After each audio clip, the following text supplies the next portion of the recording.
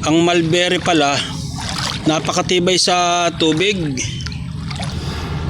Napakatibay po pala ng mulberry mga kagarden. Sa halip na manguluntoy, lalo pa siyang gumanda in 17 days na lubog.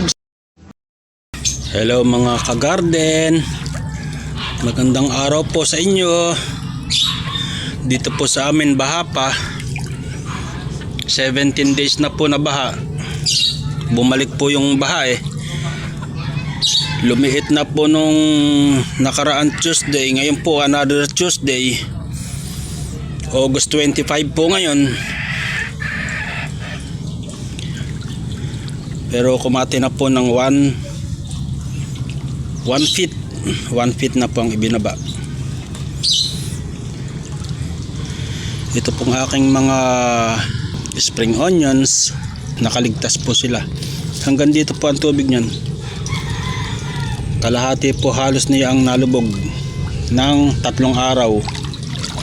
At ngayon po umpisa ng bumababa ang tubig. Ngayon ko lang po mapapasyalan yung aking tanim na ubas doon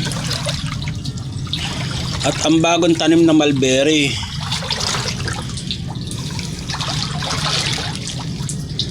Bibisitahin ko po.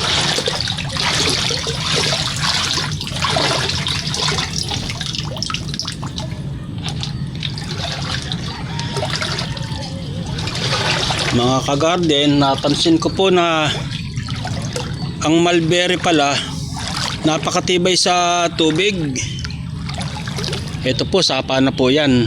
Kung hindi po kabisado, lagpas tao po ang lalim niyan o 2 tao kapag po tayo napalusong diyan. Kaya po may tanda siya na kawayan.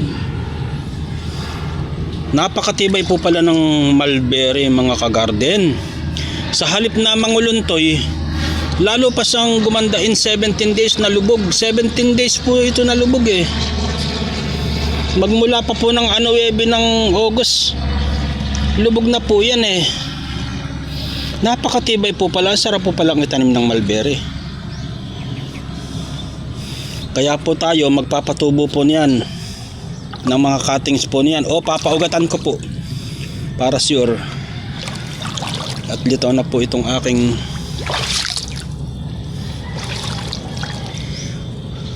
ubas. Ayan po, medyo dahil po siya mataas, ang baha po umabot po dito sa lugar po na yan. Dahil po sila mataas, kaya medyo nakalusot. Lalo na po yung isang red cardinal po na yon. Ito po siya. Yan po ang aking gagawaing mother plant. Pauugatan ko po yan. Doon po ako magpaparami sa pamamagitan po ng pagpapaugat. At ito po yung isa pang red cardinals.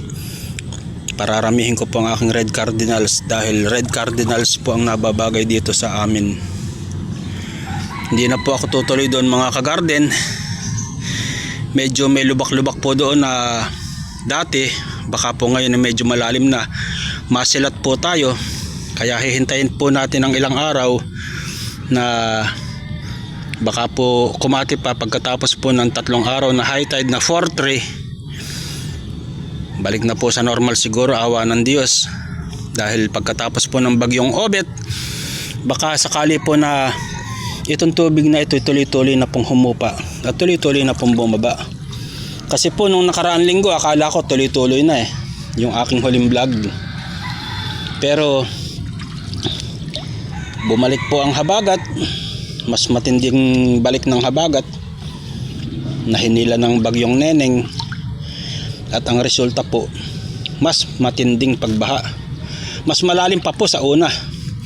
Yan pong mga pinagpapatungan po na yon na may semento sa ibabaw na kwadrado, umapaw po yun. Lumubog po yun ng mga 5 inches ang inilubog po noon. Maliban po dito sa mga matataas po na yan, bandang dito po sa tabihan, kaya medyo mataas po siya. At ayan po ang tanda niya talaga pong halos lumubog po yun. Pero hanga po ako sa mulberry, kaya po ako magtatanim po ng mulberry talaga. Pagkatapos po ng tag-ulan na ito, magpaparami na po ako ng mulberry. Napakatibay po pala sa baha. Dahil dito po sa amin ay bahain, napakatibay po pala. Hindi ko po alam ang variety ng mulberry na ito na binigay lang po ng kapatid ko. At itanim ko daw po dito. Napakatibay po niya sa baha. Ngayon po ang ginawa ko, umorder po ako sa online ng Illinois mulberry.